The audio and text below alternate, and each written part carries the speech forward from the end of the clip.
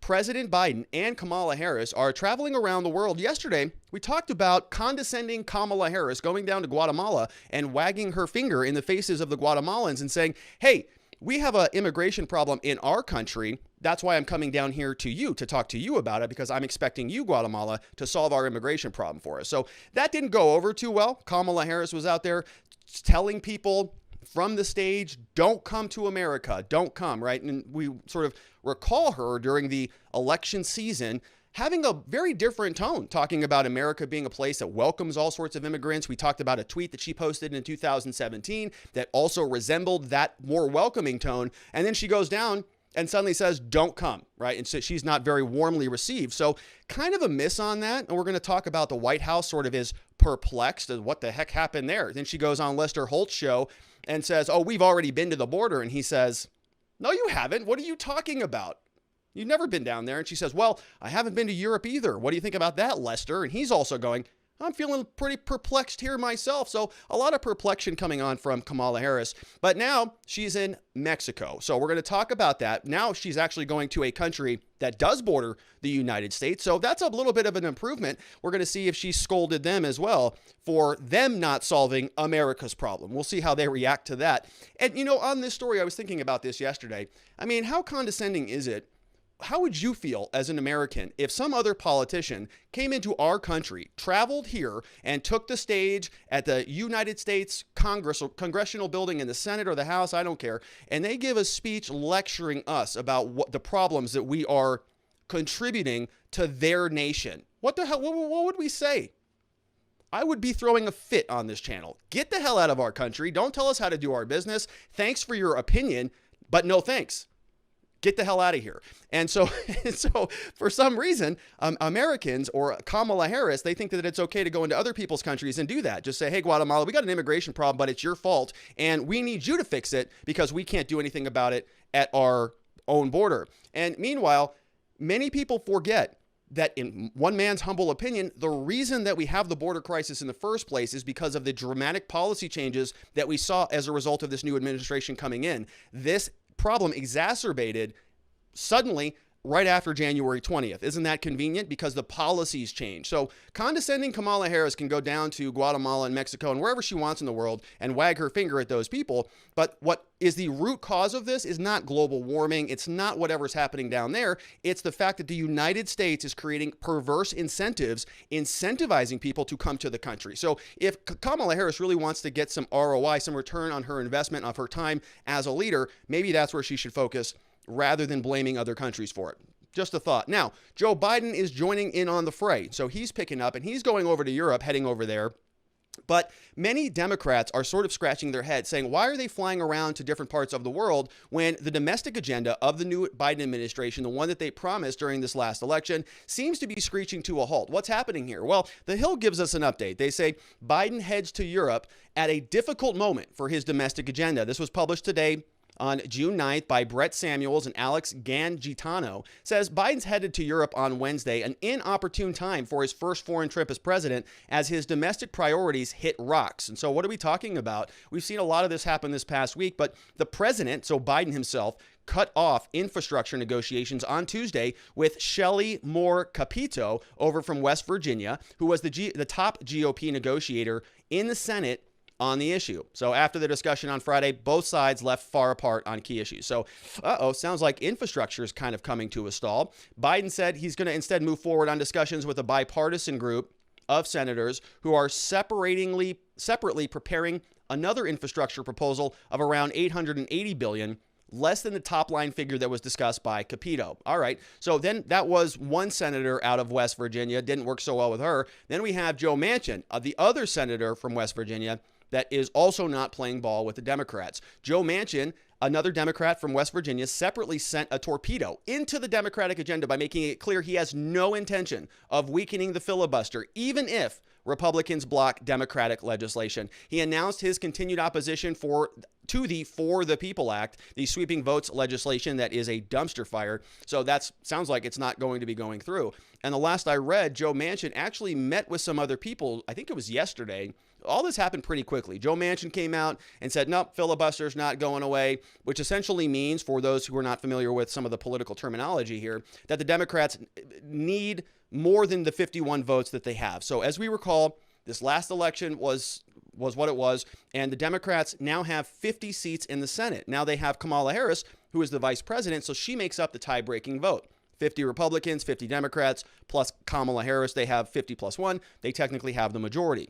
But there still is a rule called a filibuster, which means that in order to end debate on a certain topic as it's working its way through Congress, they got to get more than just the simple majority in order to end the debate. And the reason why this rule is in place, it's arguable. The Democrats hate it, of course, because they're in power and they want to cram a bunch of stuff through the Congress. But when they are not in power, suddenly they're kind of okay with the filibuster. So this is something that everybody sort of wants away when it is a speed bump or a roadblock to their agenda. But the point here is that the Democrats, as long as the filibuster rules exist currently, they don't have enough via simple majority to pass anything. And so they wanted Joe Manchin and Kyrsten Sinema from here in Arizona to just go in and say, listen, all right, look, the filibuster's pretty good for these other things, but we're going to break it. We're going to change the rules just for the People Act, just to pass voting through, because voting is so important. And Joe Manchin, to his credit, and Kyrsten Sinema, I mean, these are two, Democrats that are,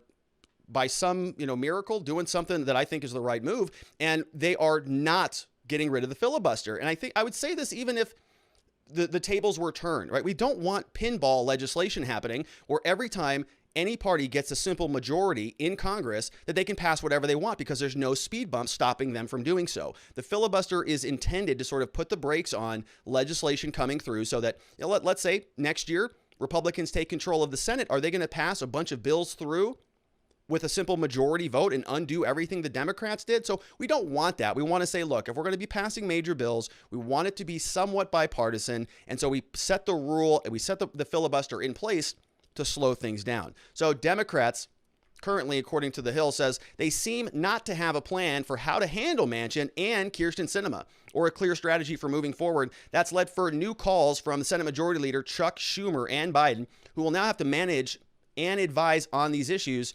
especially as Biden meets with President Vladimir Putin coming up soon next week, the high-profile summit meeting. So that should be fun. We'll see how that goes. The optics are obviously not ideal, says Casey Burgat, a director of legislative affairs program at George Washington. Says that we'll probably hear the press secretary and administration be purposeful in talking about how he's still working, working the phone lines from afar. But the optics of leaving D.C. while D.C. is mired in gridlock is obviously not ideal, right? So this is somebody who's sounds like a director of legislative affairs from George Washington. We also see that the pressure on Biden to move forward on different phases comes as he is eager to make a strong impression with foreign leaders that American foreign policy is shifting from the Trump years. Well, Kamala didn't do such a good job of that. She went down there, and I'm not a Guatemalan or a Mexican, but I would imagine as an American, if some politician came into my country and started wagging their finger at me, that I wouldn't be particularly happy about that. Now, while Biden has meetings set up over the next several days, he's going to be meeting with Prime Minister from Britain, Boris Johnson, Turkish President Recep Tayyip Erdogan. We've got Putin. White House officials said the president's domestic agenda won't take a back seat. So we'll see. Biden is a very vigorous man. Okay. He can juggle a lot of things at the same time. Very vibrant, a lot of energy, always has the words ready to go. You say, hey, Joe, what's your take on that issue? Boom, facts, ready to go. Next one, next question.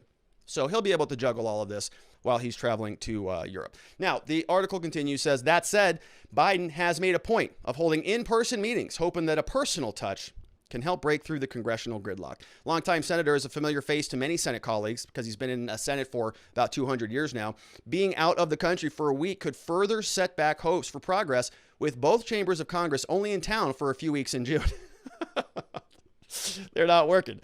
Biden has spent months feeling out whether a bipartisan deal on infrastructure is possible, but the talks with the GOP are at a dead end. Democratic lawmakers have also become increasingly impatient during the White House negotiations, calling on Biden to move on, leave the Republicans behind. They say there's a risk. Some close to the White House argue that expanding more time talking with Republicans who may never get to yes will cause the Democratic coalition to fray. The urgency to move forward via reconciliation has increased as the economic recovery hasn't surged. which some experts expected, and the back-to-back disappointing jobs reports in April and May, they're starting to panic because we're getting into next year. We've got midterms coming up here soon. So now they're we better get some stuff moved because there's a close window that is closing rapidly. Okay, if there is a shift in public sentiment in favor of the Republicans, the Democrats have a razor thin margin in both the Senate and the House. Remember, in 2020, even though Donald Trump lost the election, the Republicans, if I'm not mistaken, actually picked up seats in the House, which is one of the first reasons why many people were scratching their heads about the presidential top of the ticket outcome. But that's a separate topic. Here, if there is any movement of independence towards the Republicans, it's very likely that the Republicans will take back control of the Senate, take back control of the House. And so then what happens? Now you have a lame duck presidency because Joe Biden will not get anything through. So they need to get this stuff passed immediately. Otherwise, they may lose the opportunity to do that. And then you have a president that has a neutered administration for the following 2 years. And so Republicans now sort of have a lame duck that they run a strong candidate against, and maybe they take control of the presidency as well. So the changing of the tide here can happen very, very quickly. And so what they're recommending here, you see this word reconciliation, right? This is a budgetary procedure that they can use in Congress, which is sort of, it's reconciling both provisions, both separate bills, is sort of mashing them together using a budgetary maneuver. They did this back with Obamacare, if you don't recall. They said this was a spending bill. The House passed a bill, the Senate passed a bill. Then, if I'm not mistaken, they were different, and the actual Senate changed its constituency because I think Scott Brown won, but they had already passed the bill. So it didn't pass a filibuster-proof majority, so they just passed it as a spending measure. They did reconciliation. Boom, Obamacare became law. So they're trying to do that again with some of these other bills. Problem is, the parliamentarian in the Senate has said specifically that you can only do that, I think, for budgetary bills, not for something like For the People Act. So in other words, then they would need Manchin or Kirsten Sinema to go in and actually modify the rules. Both of them have indicated they're not willing to do that. So we'll wrap up this article. It says the top agenda items that would require 60 votes in the Senate to pass are things like the election reform bill, America's Families Plan, and policing reform. They're hitting a major roadblock with moderate Democrats in opposition to altering the filibuster, right? So Democrats are sort of not working with themselves, apparently, and so they're not happy about that. Some Democrats and strategists close to the White House believe a sense of uncertainty that has emerged around Biden's agenda in recent days may be overstated.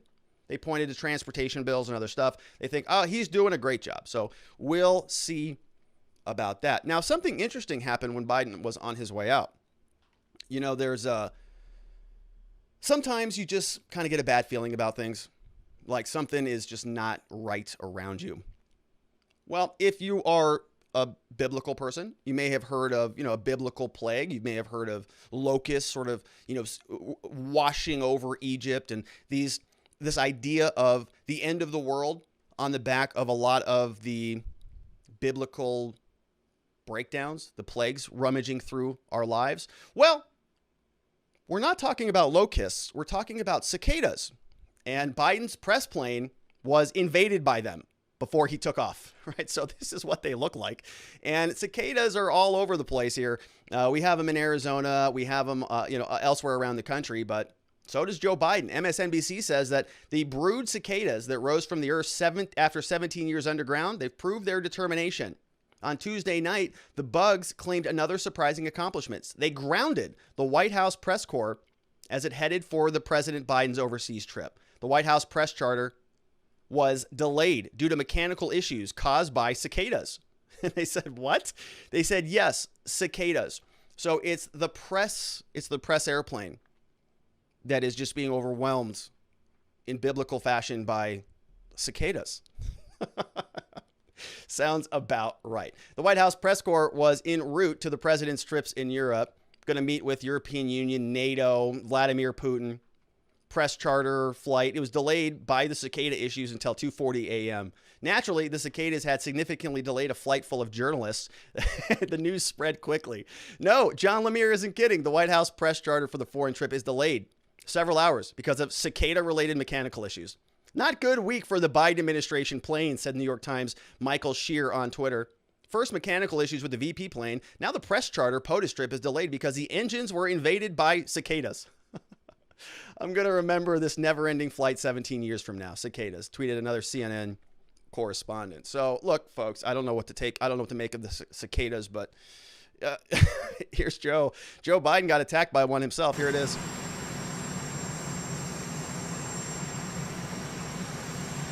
Oh, there. Oh, dang it.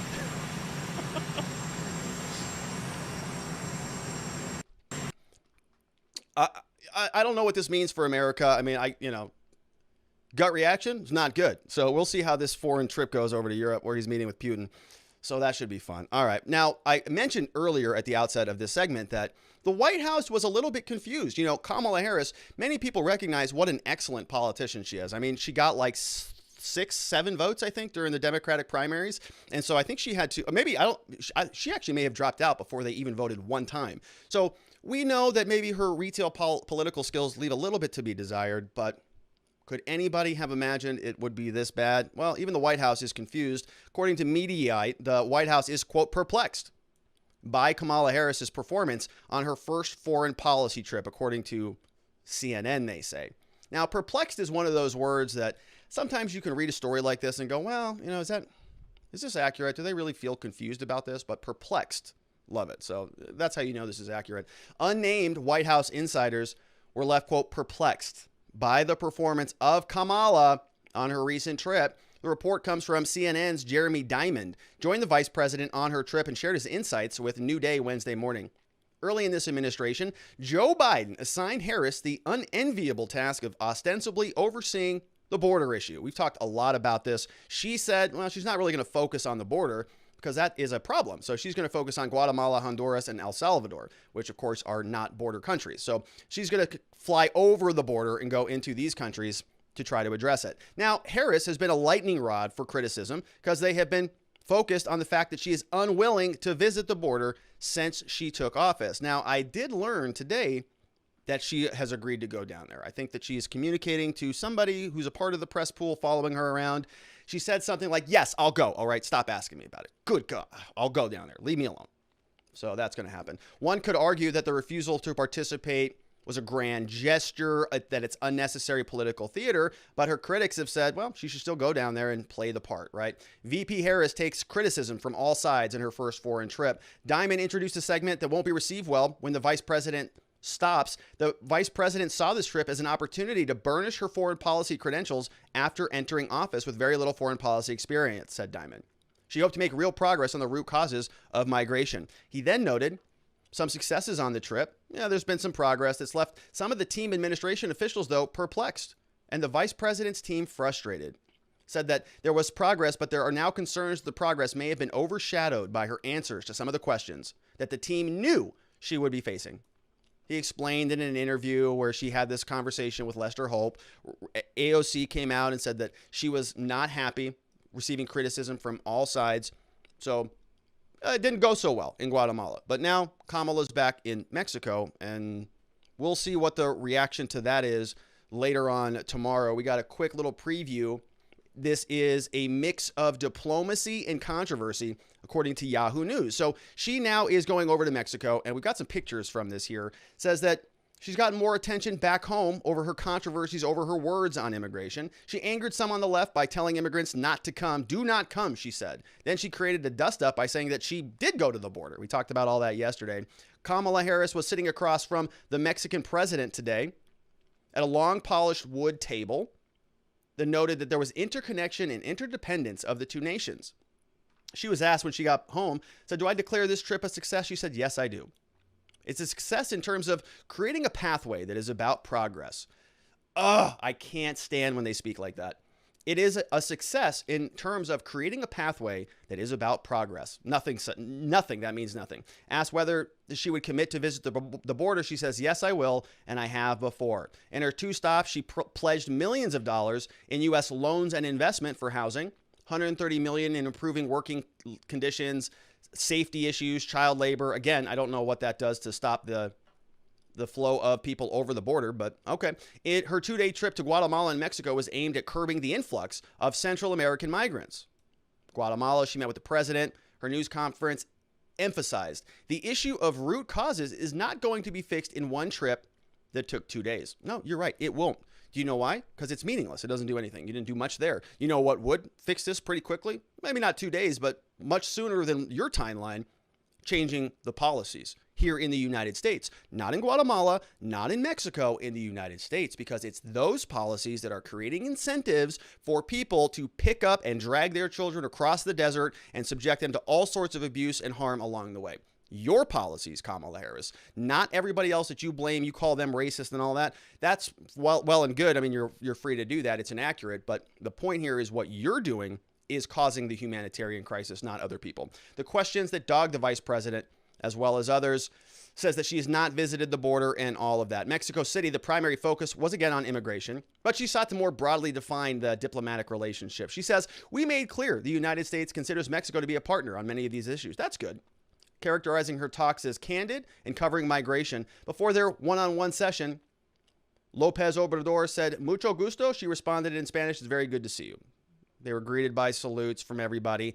The president of Mexico showed Harris a mural, so that's good. We've got another special envoy to Mexico said, we are both destination countries for migration. They're meeting with separate labor leaders. So look, yeah, again, not much interesting here is happening. This was interesting, though. Kamala Harris is still wearing a mask. So I saw this. I know it's a mask. Look, I know it's petty. I'm trying to squeeze something out of this trip. I want to talk about something meaningful. There's nothing meaningful that happened. We're sending a bunch of money over there. She's telling them that we have an immigration problem. First foreign trip, scolding them not to come. Okay, so she's still wearing a mask, though. So I don't know if she's vaccinated or what the deals are. She's in Mexico, so I guess the CDC rules don't apply. Maybe the Mexican rules apply, but of course, the Mexican president is not wearing a mask. So Kamala Harris is still doing still grandstanding or whatever the heck she's doing. Here's another image. So no, she's speaking out here. Everybody's masked up again, right? Same story. So, okay, I guess that's a thing. Now, let's get to some real news. Now, all right. Let's get to some real news. Let's talk about something that actually matters, because the foreign policy of this current administration thus far has been pretty much garbage. We'll see if Joe Biden's able to turn the ship around when he meets with Putin next week, but I don't have my hopes up for that one. I mean, Putin, ex-KGB sort of, he's out there like fly fishing and wrestling tigers. Joe Biden is having a tough time reading from a teleprompter on a regular basis without losing his breath and falling over. So we'll see how that goes. I'm not particularly hopeful about it. But in some actual interesting international news, we're talking about North Korea now. North Korea, they've got some serious things happening there. First and foremost, Kim Jong Un is working on his summer body. Dad bod Jong Un is back in business. He looks thinner. Looks pretty fabulous, too. Intelligence agencies, they're paying attention. This article came over from NK News, which is a whole website dedicated to what's going on in North Korea. And I came across this story and I just had to share it with you because it's fun. Here it's written by Colin Zwerko, posted yesterday, June 8th. North Korean Kim Jong Un reappeared in state media last Saturday. He has not been seen in public for almost a month. North Korean watchers were quick to point out that he looked like he may have lost a significant amount of weight. Good for him. Whatever he's doing. Looking good. Let's take a look. Though often the subject of less serious online commentary, Kim's weight and health are closely watched by foreign intelligence agencies, including South Korea's National Intelligence Service. Said if Kim lost the weight intentionally to get healthier, well, then that likely improves his position at home. Being more secure at home, in turn, provides more predictability for regional actors like Japan, the Republic of Korea, and the U.S., who have greater confidence he's going to be running the show, right? So this is something I kind of joke about, but it is very interesting how intense they focus on this. And so let's take a look at what I'm talking about. These are images that came over from whatever one of the intelligence agencies is, and this is Kim Jong Un's wrist, right? And this is his watch. And they say that his watch is very expensive. I think it's like $10,000 or something. And so, he wears the same watch regularly. Now we have early images from last year, November 2020. This doesn't look like there's that much space here. So, he's kind of on that, this watch is different, but he's kind of on that last little hole there, running out of space pretty quickly. And then suddenly you notice that this yellow little square down here looks like it might be squeezing up a little bit, getting a little bit, maybe a little bit heavier, a little bit lighter. Looks a little bit lighter. So it's kind of going this direction, right? And we see this was on March 5th. And then suddenly look at all this extra strap. We got extra strap, folks. Now we fast forward to June 5th, 2021. Kim Jong Un is looking pretty good. Now, do we have a picture of him? Let's make sure.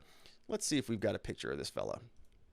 I don't know that we actually got a full picture. So we'll take a look at that. Let me show you the rest of this article. See if Miss Faith can grab a picture of him quickly from where he's at. See if she can squeeze that in with the comments. Now, meanwhile, North Korea, they've been making structural changes and altering propaganda strategies since last year to emphasize the role of the party central committee, slightly minimizing the centrality of Kim Jong Un. So I skipped a paragraph here. So I wanted to show you this, right? We've got sort of two hypotheses.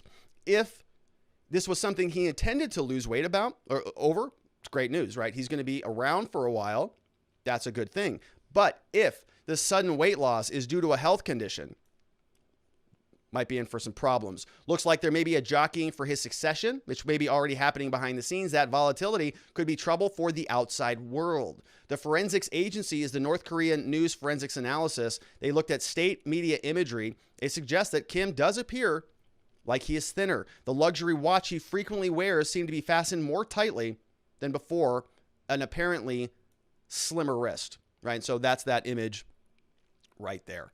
And it's kind of a funny, it's a funny image. For instance, a group of officials under Kim called the Politburo Presidium was given a more prominent role in 2020. Party rules were amended in January 2021. They officially established a clear number 2 position under Kim. Slogans and symbols representing Kim were also erased from the display in months, replaced with slogans glorifying the party instead. Regardless of these changes, whatever Kim's weight is, he appears firmly in control. He showed up on June 8th with the state media, reporting he guided a political meeting and provided his personnel solutions to the nation's economic troubles. He's also remained the central focus of propaganda in state print media. Last week, Kim is set to appear at a party plenary meeting that could last for several days.